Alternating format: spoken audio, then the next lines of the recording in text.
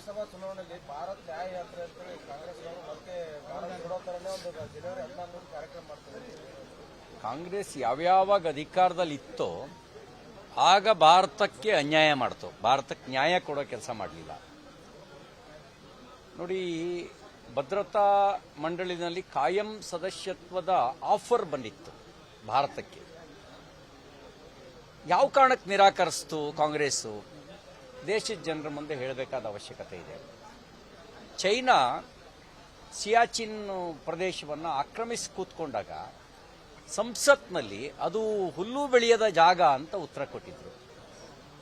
ಅಂದರೆ ದೇಶದ ಬಗ್ಗೆ ಇರುವಂಥ ಭಾವನೆ ಅವರಿಗೆ ಆ ರೀತಿ ಇರ್ತಕ್ಕಂಥದ್ದು. ಭಾರತ ವಿಭಜನೆ ಆಯ್ತಲ್ಲ 1947 ಆಗಸ್ಟ್ 14ನೇ ತಾರೀಕು. ಆ ವಿಭಜನೆಗೆ ಸಹಿ ಹಾಕಿದ ಪಾರ್ಟಿ ಕಾಂಗ್ರೆಸ್ ಪಾರ್ಟಿ.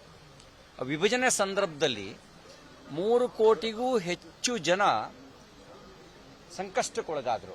40 ಲಕ್ಷಕ್ಕೂ ಹೆಚ್ಚು ಜನರ ಹತ್ಯೆ ಆಯಿತು ಯಾವುದೇ ಯುದ್ಧದಲ್ಲಿ.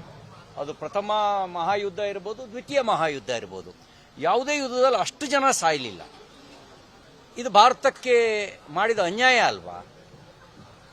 ಆ ನಿರ್ಣಯ ತೆಗೆದುಕೊಳ್ಳದೇ ಇದ್ದಿದ್ರೆ ಸಾವನ್ನು ತಪ್ಪಿಸ್ಬೋದಿತ್ತು, ನಿರಾಶ್ರಿತರಾಗೋದನ್ನು ತಪ್ಪಿಸ್ಬೋದಿತ್ತು. ನೀವು ಯೋಚನೆ ಮಾಡಿ, ನಿಮ್ಮೂರಿನಲ್ಲೇ ನೀವು ನಿರಾಶ್ರಿತರಾಗುವಂಥದ್ದು ಇದು ಅನ್ಯಾಯದ ಸಂಗತಿ ಅಲ್ವಾ? ಭಾರತಕ್ಕೆ ನ್ಯಾಯ ಕೊಡುವಂಥ ಕೆಲಸ ಅಂದರೆ ಏನದು?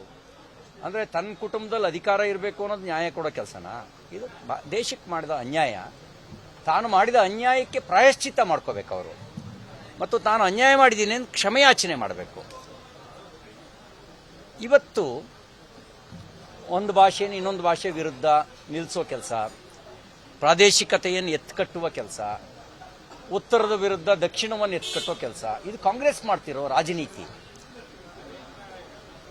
ಇದು ದೇಶವನ್ನು ಒಡೆಯುವ ಕೆಲಸ, ದೇಶಕ್ಕೆ ಮಾಡಿದ ಅನ್ಯಾಯ. ಇದು ಎಷ್ಟು ಸಾಧ್ಯ ಆಗುತ್ತೆ ಅಷ್ಟು ಒಡೆಯೋ ಪ್ರಯತ್ನ ಮಾಡಿದ್ರು.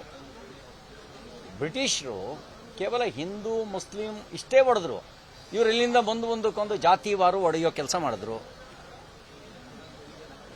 ಪ್ರಾದೇಶಿಕವಾಗಿ ಎತ್ಕೊಟ್ಟೋ ಕೆಲಸ ಮಾಡಿದ್ರು. ಹಂಗಾಗಿ ಕಾಂಗ್ರೆಸ್ ಅಧಿಕಾರದಲ್ಲಿ ಇದ್ದಾಗ ದೇಶಕ್ಕೆ ಅನ್ಯಾಯನೇ ಮಾಡಿದೆ.